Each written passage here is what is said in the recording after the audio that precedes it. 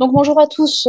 Aujourd'hui, je vais vous présenter un article qui se pose la question de l'arrêt ou non des inhibiteurs du système rénine-angiotensine chez les patients qui vont subir une chirurgie non cardiaque. Donc c'est l'essai SPACE qui est sorti il y a pas très longtemps. Donc cette question, elle est ancienne, hein. Il y a beaucoup d'études observationnelles sur le sujet, mais finalement peu d'études randomisées et encore moins en aveugle. Il y a des recours qui sont assez, qui ont du mal à se positionner. Les dernières en date, c'est celle de l'ESC en 2022, où en fait, ils nous disent l'arrêt des ISRA doit être considéré. C'est une recommandation de grade 2A, donc finalement, ils ne se positionnent pas franchement. En pratique, les ISRA sont quand même fréquemment arrêtés parce que ce qui ressort des études observationnelles, c'est tous les risques d'instabilité hémodynamique, d'hypotension qui peuvent être responsables de lésions myocardiques. Alors, en particulier les MINS. Donc moi, c'est vrai que c'est un concept que je connaissais pas bien. En fait, ces MINS, c'est des mouvements de troponine qui apparaissent 48 heures après la chirurgie, typiquement, et qui sont associés à une plus grande morbidité, une plus grande mortalité, à J30 notamment, et même encore un peu plus loin. Mais ce qu'on voit aussi, c'est que il y a parfois des oublis de reprise en post-opératoire qui peuvent être responsables d'hypertension, qui est associée aussi à de la morbidité. Et puis surtout, il n'y a pas de prise en compte de la pharmacocinétique des ISRA. C'est-à-dire qu'il y a des molécules qui vont être arrêtées le matin ou la veille de l'intervention, alors qu'elles ont une pharmacocinétique qui est un peu prolongée. Et au final, les patients ils vont arriver à la chirurgie avec des effets biologiques qui sont encore présents. Donc ça, c'est des choses qui intéressaient les auteurs. Donc ils ont fait cet essai en se demandant si l'arrêt de ces inhibiteurs du système rénine-angiotensine avant la chirurgie non cardiaque permettait d'une part de réduire ces fameuses MINS, de réduire les complications post-opératoires de type MACE et puis infection, et puis en paire opératoire, de voir s'il y avait une limitation de l'instabilité hémodynamique et des morbidités qui en découlent. Donc pour ça, ils ont fait une étude multicentrique. Alors c'est une étude uniquement britannique, 6 centres ont inclus. C'était une étude en ouvert avec une analyse en intention de traiter et ils ont randomisé les patients en un pour un, soit dans le groupe stop ISRA, soit dans le groupe on continue. La population, c'était des patients âgés de plus de 60 ans qui étaient bien sûr traités par ISRA, qui étaient au plus ASA3, donc des patients chroniques mais stables, qui allaient subir une anesthésie de plus de 2 heures. Et il n'y avait pas beaucoup de critères d'exclusion. Finalement, il n'y avait que les patients qui avaient eu un infarctus récent qui étaient exclus. Donc concrètement, comment ça se passe? Donc, une fois que les patients étaient randomisés entre le groupe continu et le groupe stop, l'arrêt des ISRA était personnalisé pour chaque patient en fonction de la molécule qu'il recevait. Ils regardaient la pharmacocinétique. Si c'était des médicaments qui avaient une action prolongée, ils leur faisaient arrêter à 48 heures. Sinon, ils leur faisaient arrêter entre 24 heures et 32 heures avant l'intervention. Ces médicaments étaient repris normalement à 48 heures post-opératoire, sauf en cas d'instabilité hémodynamique ou d'apparition d'une insuffisance rénale aiguë. Et dans le même temps, dans les deux groupes, ils faisaient un dosage donc de troponine T hypersensible en préopératoire pour avoir une référence, puis à 24 et 48 heures, et ils suivaient les patients jusqu'à J30 pour l'ensemble des événements. Donc, qu'est-ce qu'ils ont regardé? Donc, leur critère principal, c'était ces fameuses MINS, avec donc un seuil de troponine T hypersensible supérieur à 15 nanogrammes par litre pour définir l'atteinte, ou alors une augmentation de 5 nanogrammes par litre par rapport à ce qu'ils avaient en préop s'ils étaient déjà au-dessus de 15 nanogrammes.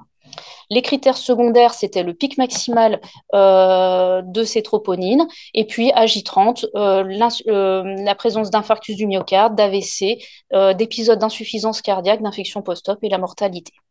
Ils ont bien évidemment regardé les événements indésirables, donc l'hypotension qui était définie par, il n'y avait pas de chiffre, hein, c'était une hypotension qui nécessitait le recours à des drogues vasoactives, donc jusqu'à 48 heures post-opératoire.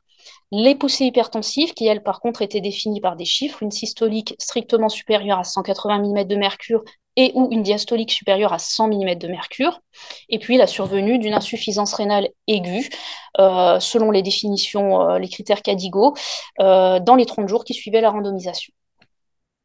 Donc la randomisation, la voici. Donc ils ont screené un peu plus de 1000 patients pour finalement randomiser 260 patients. Et c'est ça, c'est le nombre de patients qu'ils avaient prévu de randomiser pour avoir une étude assez forte.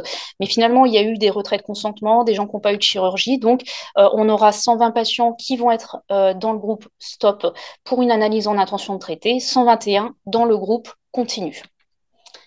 Les profils de patients, donc voici, là c'est un tableau qui est un peu lourd, mais il n'y a pas de différence entre les deux groupes. Ce qu'on retient, c'est que on a un sexe ratio à peu près équilibré, 48% de femmes, un âge médian de 71 ans, et puis quasiment que des hypertendus, 97% de patients étaient hypertendus. On notera qu'il y avait une sous-représentation des patients africains. C'était essentiellement des blancs. Pas beaucoup d'insuffisance cardiaque, on était à même pas 10%. Et puis là, c'était juste pour vous montrer les molécules hypotensives, elles étaient vraiment strictement les mêmes entre les deux groupes. Concernant la gestion la période périopératoire, donc là je vous ai fait grâce d'un tableau qui était un peu indigeste. De toute façon, il n'y avait pas de différence entre le groupe stop et le groupe continu concernant le type de chirurgie. C'était 85% de chirurgie ouverte, 90% des patients subissaient une anesthésie générale, seule ou en association avec un autre type d'anesthésie, et un peu moins d'un tiers passaient leur première nuit en soins intensifs. Concernant la stabilité hémodynamique, vous voyez que dans le groupe continu, on avait un tout petit peu plus de patients qui présentaient une PS inférieure à 90 mm de mercure pendant l'intervention, 44% contre 32% dans le groupe SOP. La différence n'est toutefois pas significative. Conséquence logique, il y a un petit peu plus d'utilisation de métharaminol dans le groupe continu, mais pas de différence concernant la norépinéphrine ou le remplissage. Concernant l'évolution de la pression artérielle, donc là j'ai mis en bleu les patients qui avaient arrêté les ISRA et en jaune ceux qui avaient continué. Donc vous voyez que ceux qui ont continué finalement, il n'y a pas de grosse modification de leur pression artérielle systolique ou moyenne, il n'y a pas de baisse non plus. En revanche, ceux qui ont arrêté présentent une augmentation de la systolique de 16 mm de mercure en post-opératoire et de 10 mm de mercure de leur PAM. On notera en plus que 12% des patients du groupe qui ont continué les ISRA n'ont pas eu leur médicament en 48 heures post-op, et ça, c'était du hors protocole. Concernant les critères d'évaluation, donc le critère primaire, les MINS sont présentes chez 48% des patients du groupe STOP contre 41% chez ceux qui ont continué. La différence n'est pas du tout significative.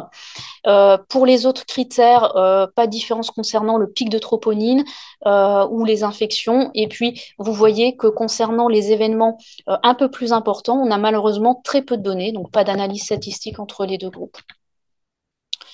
Enfin, concernant les événements indésirables, vous voyez que finalement, on craignait l'hypotension. En fait, il n'y a pas de différence, pas plus d'hypotension dans le groupe continu, pas plus d'insuffisance rénale aiguë non plus chez ceux qui ont continué leurs IEC ou leurs ARA2. En revanche, on a dans le groupe STOP presque 13% d'épisodes hypertensifs en post-opératoire contre à peine plus de 5% dans le groupe continu. Et là, la différence est significative. Donc, au final, ce qu'on retient de cette étude, c'est que quand qu'on arrête, qu'on continue, enfin, quand on continue les ISRA, on n'a pas plus d'atteinte myocardique, de MINS, pas plus d'épisodes hypotensifs. En revanche, il semblerait qu'il y ait moins d'épisodes hypertensifs par rapport aux gens qui, eux, ont arrêté leurs médicaments. Donc, bien évidemment, cette étude, elle a quelques limites, hein. D'une part, elle manque de robustesse. Je vous dis, elle était faite au départ pour avoir 260 patients. Finalement, il n'y en a que 240. Ils ont essayé de corriger les choses en faisant des analyses de sensibilité qui montrent que finalement, il n'y avait pas de différence, etc. Mais c'est vrai qu'on est un peu déçu concernant les événements, les MACE notamment, parce qu'on n'a pas de données et que c'est quand même des choses importantes. Il y a une déviation par rapport au protocole, je vous l'ai dit, sur des gens qui n'ont pas reçu leurs médicaments, mais ça, c'est aussi le problème de l'ouvert. C'est des biais qui sont bien connus. On est un peu déçu pour une étude concernant l'hypertension, enfin, en tout cas, les événements hypertensifs, de ne pas avoir de population d'Afrique subsaharienne. Hein. On sait que c'est des profils de patients particuliers. On aurait aimé avoir des données sur ces patients-là.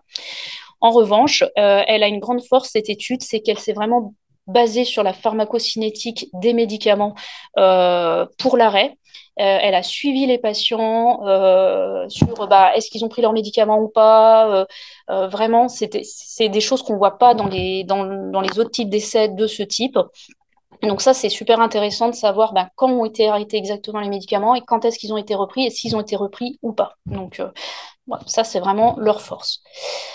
Et donc, en conclusion, effectivement, pas plus ou pas moins de MINS, de complications. Par contre, effectivement, le risque d'hypertension en cas d'arrêt des ISRA, on peut se dire que ça pourrait être applicable chez nos patients hypertendus de plus de 60 ans, pourquoi pas.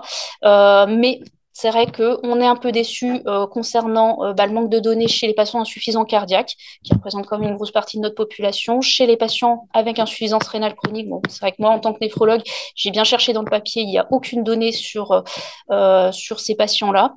Et puis sur les patients africains, dont je vous ai parlé tout à l'heure. Voilà, affaire à suivre. Merci de votre attention.